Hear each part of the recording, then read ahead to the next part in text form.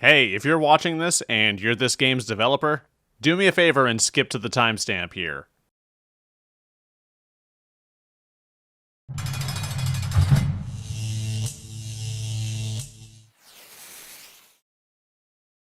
Good evening, ladies and gentlemen. Welcome to Chaotic Entertainment. I'm your host, Dan, and I have a question for you. Have you ever played Bloodborne and thought, wow, this game's amazing? I just wish it handled like I had a severe brain hemorrhage. In today's video, we're going to be discussing a demo that feels just like that.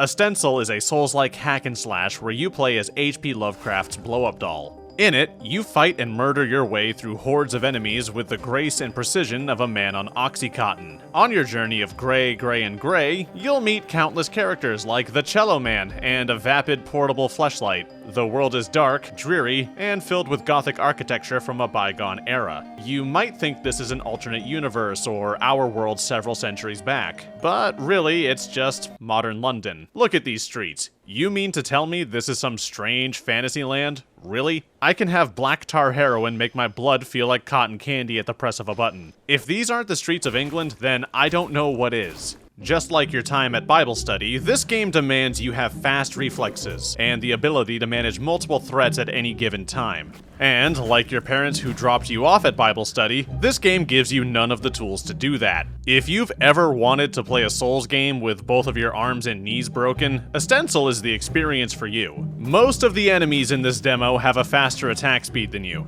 Don't worry, you only have to avoid the attacks that take half of your health in a single hit. Spoiler warning, they all do half of your health.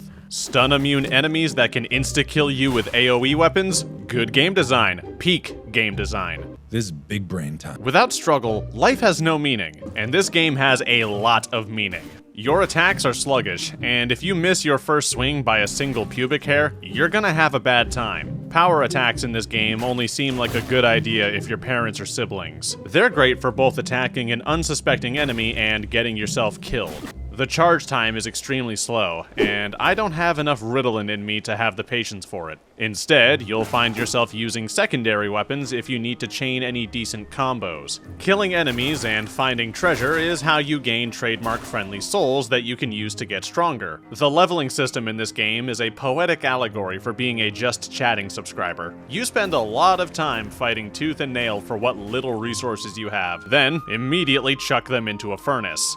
But, unlike Twitch, you at least get a tiny amount of return for your effort. To get more of these souls, you'll be jumping from loot pinata to loot pinata. Enemies come in the form of various dolls, mechanized scarecrows, and the poster boys of Thanks I Hate It. You'll also have these elite dolls that are scattered around the map. These are this game's version of hunters, except they're better than you in every way. This is a you versus the guy she actively tells you to worry about situation. Their guns really hurt. Their axes really hurt. Their immunity to my stuns really infuriates me. And their enormous health pool is definitely the best game design choice I've ever seen. Standing between you and the end of the demo is a PS1 era cleric beast.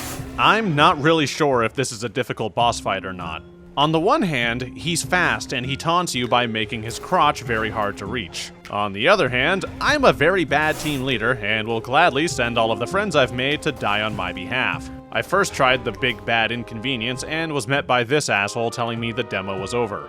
Of all the experiences I've had in gaming, that was definitely one of them. Final thoughts. I don't know what this game's gonna cost when it comes out. If it's $5 or $10, I'd say it's worth it with a bit of polish, but I'm not sure. Developer, if you're listening to this, if you clicked my timestamp, I have something to say to you. You have an amazing foundation here.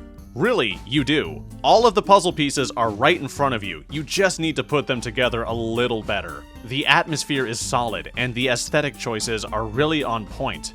The gameplay just needs a serious bit of elbow grease. If you increase the attack speed of your primary weapons and you make the elite enemies a little more balanced, you'll have one hell of a game on your hands here. That's it. That's all you need to do, and this game will ship itself, I swear. People like myself are so starved for a new Bloodborne that we'll take more or less anything. In any case, thank you all so much for watching. If you enjoyed this video, please leave a like and be sure to subscribe to my channel. A huge thank you to all my supporters on Patreon. You really do make it so I can keep making videos like this, and I'm endlessly appreciative of it. More content on the way, so stay tuned. Thank you all again, and I'll see you all next time.